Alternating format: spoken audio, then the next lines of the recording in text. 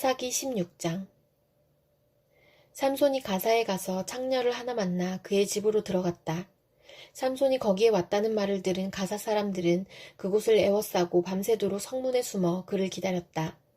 동이 틀 때를 기다렸다가 그를 죽이려고 생각한 그들은 밤새 가만히 있었다. 그러나 삼손은 밤늦도록 누워있다가 밤중에 일어나서 성 문짝을 양쪽 기둥과 빗장째 뽑았다. 그는 그것을 어깨에 메고 헤브론 맞은편 산꼭대기에 올라가 거기에다 버렸다.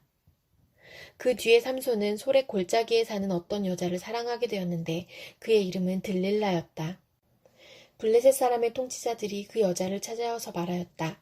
당신은 그를 꾀어 그의 엄청난 힘이 어디에서 나오는지, 그리고 우리가 어떻게 하면 그를 잡아묶어서 꼼짝 못하게 할 수 있는지 알아내시오. 그러면 우리가 각각 당신에게 은 1100세겔씩 주겠소. 그래서 들릴라가 삼손에게 물었다. 당신의 그 엄청난 힘은 어디서 나오지요? 어떻게 하면 당신을 묶어 꼼짝 못하게 할 수 있는지 말해주세요.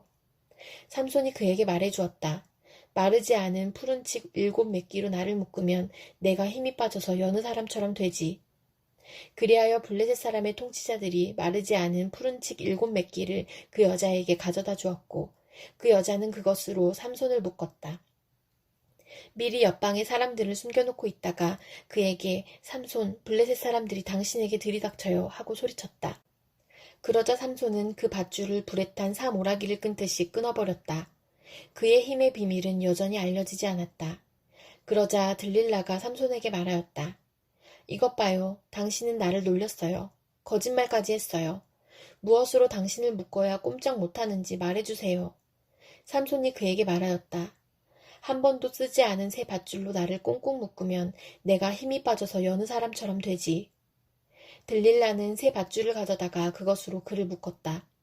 미리 옆방에 사람들을 숨겨놓고 있다가 그에게 삼손, 블레셋 사람들이 당신에게 들이닥쳤어요 하고 소리쳤다. 그러나 삼손은 자기 팔을 묶은 새 밧줄을 시로라기 끊듯이 끊어버렸다. 그러자 들릴라가 삼손에게 말하였다. 당신은 여전히 나를 놀리고 있어요. 여태까지 당신은 나에게 거짓말만 했어요. 무엇으로 당신을 묶어야 꼼짝 못하는지 말해주세요. 삼손이 그에게 말하였다. 내 머리칼 7가닥을 배틀 날실에 섞어서 짜면 되지. 그 여자는 그것을 말뚝에 꽉 잡아매고 그에게 삼손, 블레셋 사람들이 당신에게 들이닥쳤어요 하고 소리쳤다. 그러자 삼손이 잠에서 깨어나 말뚝과 배틀과 천을 뽑아 올렸다. 들릴라가 그에게 또 말하였다. 당신은 마음을 내게 털어놓지도 않으면서 어떻게 나를 사랑한다고 말할 수가 있어요?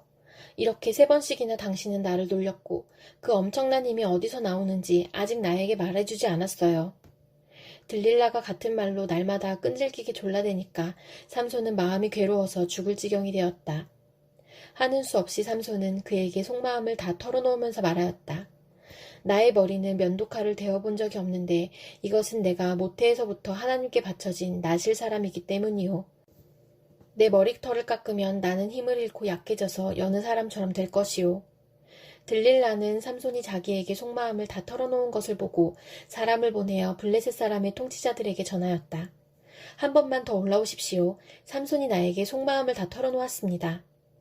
그러자 블레셋 사람의 통치자들이 약속한 돈을 가지고 그 여자에게 올라왔다.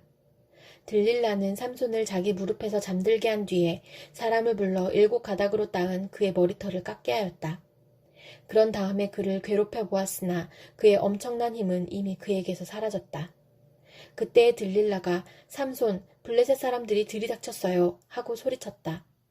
삼손은 잠에서 깨어나 내가 이번에도 지난번처럼 뛰쳐나가서 힘을 떨쳐야지 하고 생각하였으나 주님께서 이미 자기를 떠나신 것을 미처 깨닫지 못하였다. 블레셋 사람들은 그를 사로잡아 그의 2눈을 뽑고 가사로 끌고 내려갔다. 그들은 삼손을 놋사슬로 묶어 감옥에서 연자맷돌을 돌리게 하였다. 그러나 깎였던 그의 머리털이 다시 자라기 시작하였다. 블레셋 사람의 통치자들이 그들의 신 다곤에게 큰 제사를 바치려고 함께 모여 즐거워하며 떠들었다. 우리의 원수 삼손을 우리의 신이 우리의 손에 넘겨주셨다. 백성도 그를 보고 그들의 신을 찬양하며 소리쳤다. 우리 땅을 망쳐놓은 원수, 우리 백성을 많이 죽인 원수를 우리의 신이 우리 손에 넘겨주셨다. 그들은 마음이 흐뭇하여 삼손을 그곳으로 불러다가 자기들 앞에서 제주를 부리게 하라고 외쳤다. 사람들이 삼손을 감옥에서 끌어내었고 삼손은 그들이 보는 앞에서 제주를 부리게 되었다. 그들은 삼손을 기둥 사이에 세워두었다. 그러자 삼손은 자기 손을 붙들어준 소년에게 이 신전을 버티고 있는 기둥을 만질 수 있는 곳에 나를 데려다다오. 기둥에 좀 기대고 싶다 하고 부탁하였다. 그때 그 신전에는 남자와 여자로 가득 차 있었는데 블레셋 사람의 통치자들도 모두 거기에 있었다. 옥상에도 3,000명쯤 되는 남녀가 삼손이 제주 부리는 것을 구경하려고 모여 있었다. 그때의 삼손이 주님께 부르짖으며 간구하였다. 주 하나님, 나를 기억하여 주시기를 간절히 바랍니다. 하나님, 이번 한 번만 힘을 주시기를 간절히 바랍니다. 나의 두 눈을 뽑은 블레셋 사람들에게 단번에 원수를 갚게 하여 주십시오. 그런 다음에 삼손은 그 신전을 버티고 있는 가운데의 두 기둥을 하나는 왼손으로 또 하나는 오른손으로 붙잡았다. 그리고 그가 블레셋 사람들과 함께 죽게 하여 주십시오 하고 외치며 있는 힘을 다하여 기둥을 밀어내니 그 신전이 무너져 내려 통치자들과 모든 백성이 돌더미에 깔렸다. 삼손이 죽으면서 죽인 사람이 그가 살았을 때 죽인 사람보다도 더 많았다. 그의 형제들과 아버지의 집안 온 친족이 내려와서 그의 주검을 가지고 돌아가서 소라와 에스다올 사이에 있는 그의 아버지 마노아의 무덤에 묻었다. 그는 20해 동안 이스라엘의 사사로 있었다. 사사기 17장. 에브라임 산간지방에 미가라는 사람이 있었다. 그가 어머니에게 말하였다. 누군가가 은돈 1,100냥을 훔쳐갔을 때에 어머니는 그 훔친 사람을 저주하셨습니다. 나도 이 귀로 직접 들었습니다. 보십시오. 그 은돈이 여기 있습니다. 바로 내가 그것을 가져갔습니다. 그러자 그의 어머니는 도리어 이렇게 말하였다. 얘야, 주님께서 너에게 복 주시기를 바란다. 그는 은돈 1,100냥을 어머니에게 내놓았다. 그러자 그의 어머니가 말하였다. 나의 아들이 저주를 받지 않도록 이 은돈을 주님께 거룩하게 구별하여 바치겠다. 이 돈은 은을 입힌 목상을 만드는 데 쓰도록 하겠다. 그러니 이 은돈을 너에게 다시 돌려주마. 그러나 미가는 그 돈을 어머니에게 돌려주었다. 그의 어머니가 은돈 200냥을 은장이에게 주어 조각한 목상에 은을 입힌 우상을 만들게 하였는데 그것을 미가의 집에 놓아두었다. 미가라는 이 사람은 개인 신당을 가지고 있었다. 에봇과 드라빔 신상도 만들고 자기 아들 가운데서 하나를 제사장으로 삼았다. 그때에는 이스라엘에 왕이 없었으므로 사람들은 저마다 자기의 뜻에 맞는 대로 하였다. 유다 지파에 속한 유다 땅 베들레헴에 한 젊은이가 있었는데 그는 레위 사람으로서 그곳에서 잠시 살고 있었다. 그 사람이 자기가 살던 유다 땅 베들레헴을 떠나서 있을 곳을 찾다가 에브라임 산간지방까지 와서 미가의 집에 이르렀다. 미가가 그에게 물었다. 젊은이는 어디서 오시는 길이요? 그가 대답하였다. 나는 유다 땅 베들레헴에 사는 레위 사람인데 있을 곳을 찾아다니고 있습니다. 미가가 그에게 말하였다. 우리 집에 살면서 어른이 되어주시고 제사장이 되어주십시오. 1년에 은돈 10냥을 드리고 옷과 먹거리를 드리겠습니다. 이 말을 듣고 그 젊은 레위 사람은 안으로 들어갔다. 그 젊은 레위 사람은 미가와 함께 살기로 하고 미가의 친아들 가운데 하나처럼 되었다. 미가가 그 레위 사람을 거룩하게 구별하여 세우니 그 젊은이는 미가 집안의 제사장이 되어 그의 집에서 살았다. 그래서 미가는 자기가 이제 레위 사람을 제사장으로 삼았으니 주님께서 틀림없이 자기에게 복을 주실 것이라고 생각하였다. 사사기 18장. 그때 이스라엘에 왕이 없었고 단지파는 이스라엘의 지파들 가운데서 아직 그들이 유산으로 받을 땅을 얻지 못하였으므로 그들이 자리 잡고 살 땅을 찾고 있었다. 그래서 단지파 자손은 소라와 에스다올에 살고 있는 지파의 온 가문에서 용감한 사람 5명을 뽑아서 땅 정찰 임무를 맡기고 땅을 탐지하고 살피도록 보냈다. 그들은 에브라임 산간지방으로 들어섰다가 미가의 집에 이르러 거기서 하룻밤을 묵었다. 미가의 집에 머무는 동안 그들은 그 젊은 레위 사람의 억양과 말씨를 알아듣고 그에게 다가가서 물었다. 누가 당신을 이리로 데려왔습니까? 당신은 여기에서 무슨 일을 하십니까? 무엇 때문에 여기에 있습니까? 그러자 그는 그들에게 대답하였다. 미가가 나에게 조건을 제시하고 나를 고용하여 자기의 제사장으로 삼았습니다. 그들이 그에게 말하였다. 하나님께 물어보아서 우리가 가고 있는 이 길이 성공할 것인지 우리에게 알려주십시오. 그 제사장이 그들에게 평안히 가십시오. 주님께서 여러분이 가는 그 길을 인도하실 것입니다. 하고 일러주었다. 그래서 그 5사람은 길을 떠나 라이스로 갔다. 그들은 그곳 사람들이 한가하고 평화롭게 사는 시돈 사람들처럼 안전하게 살고 있는 것을 보았다. 그리고 그 땅에는 어느 누구도 권력을 쥐고 그들을 해치는 자가 없었다. 그들은 시돈 사람들과도 멀리 떨어져 있어서 어느 누구와도 접촉이 없었다. 5사람이 소라와 에스다올로 돌아와 그들의 백성에게 이르렀다. 그들이 그 5사람에게 정찰한 내용을 물으니 그들이 이렇게 대답하였다. 어서 가서 그들을 치도록 합시다. 우리가 본 그 땅은 정말 좋은 땅입니다. 우리가 이렇게 가만히 있을 때가 아닙니다. 망설이지 말고 빨리 쳐들어가서 그 땅을 차지합시다. 우리가 거기에 가기만 하면 넓은 땅에서 평안하게 살고 있는 백성들을 보게 될 것입니다. 하나님이 그 땅을 우리의 손에 넘겨주셨습니다. 무엇 하나 부러울 것이 없고 부족한 것이 없는 곳입니다. 단지파 가족들 가운데서 600명이 무기를 들고 소라와 에스다올에서 길을 떠났다.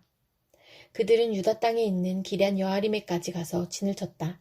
그래서 그곳 이름이 오늘날까지도 마하네단이라 불리고 있는데 그곳은 바로 기럇 여아림 서쪽에 있다.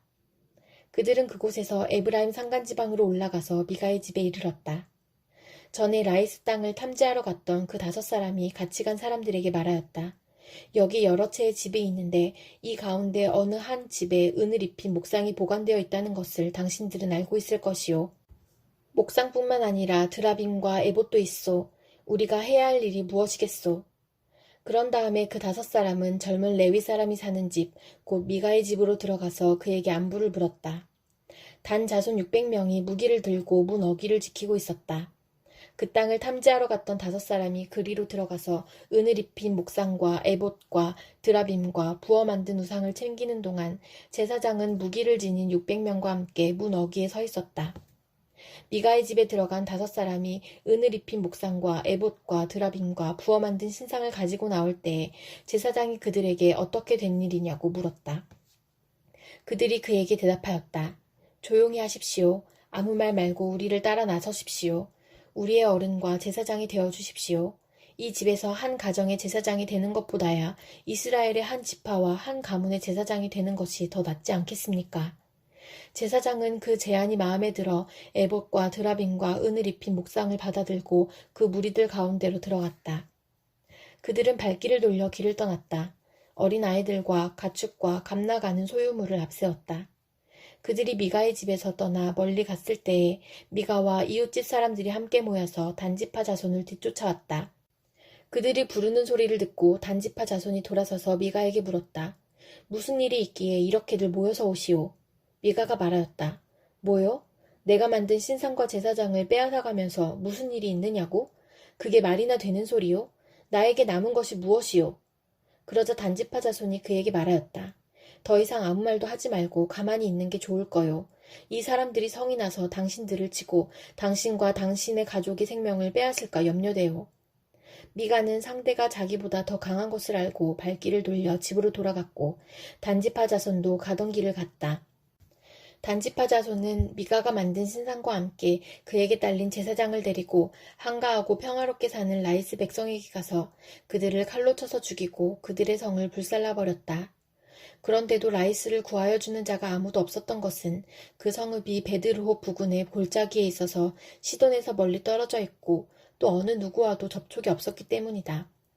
단지파 자손은 허물어진 성을 다시 쌓고 그곳에서 살았다.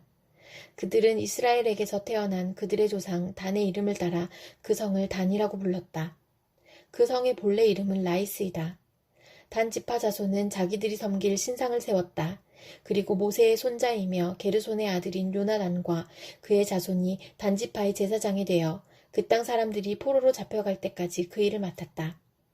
그들은 하나님의 집이 실로에 있는 동안 내내 미가가 만든 우상을 그대로 두고 섬겼다. 사사기 19장.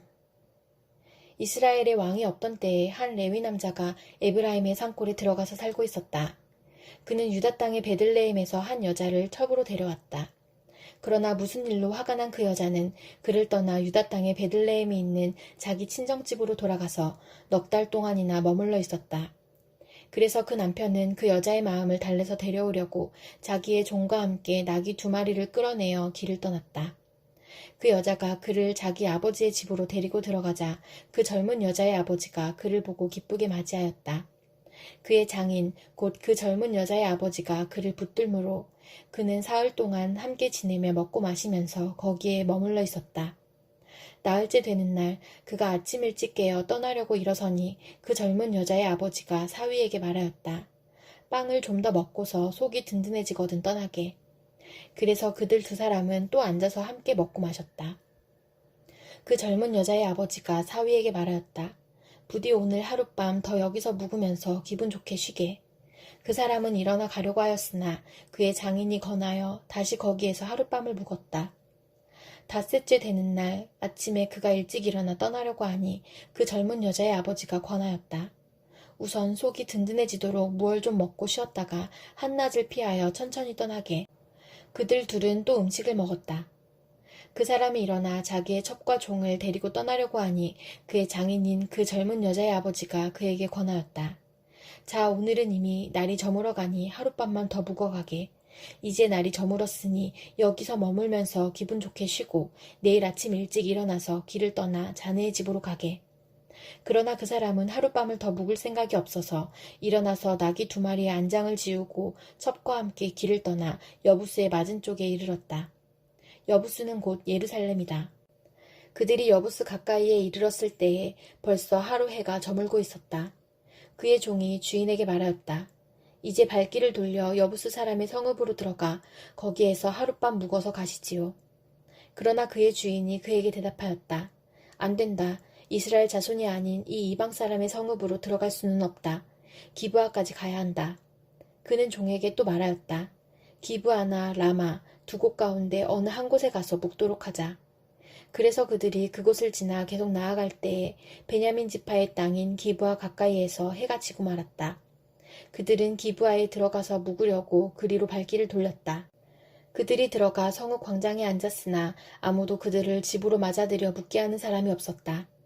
마침 그때 해가 저물어 밭에서 일을 마치고 돌아오는 한 노인이 있었다. 그는 본래 에브라임 산간지방 사람인데 그때 그는 기브아에서 살고 있었다. 기브아의 주민은 베냐민 자손이다. 그 노인이 성읍 광장에 나그네들이 있는 것을 알아보고 그들에게 어디로 가는 길인지 어디서 왔는지를 물었다. 레위 사람이 그에게 대답하였다. 우리는 유다 땅의 베들레헴에서 길을 떠나 내가 사는 에브라임 산골로 가는 길입니다. 나는 유다 땅의 베들레헴에 갔다가 집으로 돌아가는 길인데 이곳에서는 아무도 나를 맞아들이는 사람이 없습니다. 우리에게는 나귀에게 먹일 먹이도 있고 또 나와 나의 처와 종이 함께 먹을 빵과 포도주도 있습니다. 부족한 것이라고는 아무것도 없습니다. 노인이 말하였다. 잘 오셨소. 우리 집으로 갑시다. 내가 잘 돌보아 드리리다. 광장에서 밤을 새워서는 안 되지요. 노인은 그들을 자기 집으로 데리고 들어가서 나귀에게 먹이를 주었다. 그들은 발을 씻고 나서 먹고 마셨다. 그들이 한참 즐겁게 쉬고 있을 때에 그 성읍에 불량한 사내들이 몰려와서 그 집을 둘러싸고 문을 두드리며 집 주인인 노인에게 소리질렀다. 노인의 집에 들어온 그 남자를 끌어내시오. 우리가 그 사람하고 관계를 좀 해야겠소. 그러자 주인 노인이 밖으로 나가서 그들에게 말하였다. 여보시오 젊은이들 제발 이러지 마시오. 이 사람은 우리 집에 온 손님이니 그에게 악한 일을 하지 마시오. 제발 이런 수치스러운 일을 하지 마시오. 여기 처녀인 내 딸과 그 사람의 첩을 내가 끌어내다 줄 터이니 그들을 데리고 가서 당신들 좋을 대로 하시오. 그러나 이 남자에게만은 그런 수치스러운 일을 하지 마시오. 그러나 그 불량배들은 노인의 말을 들으려 하지 않았다.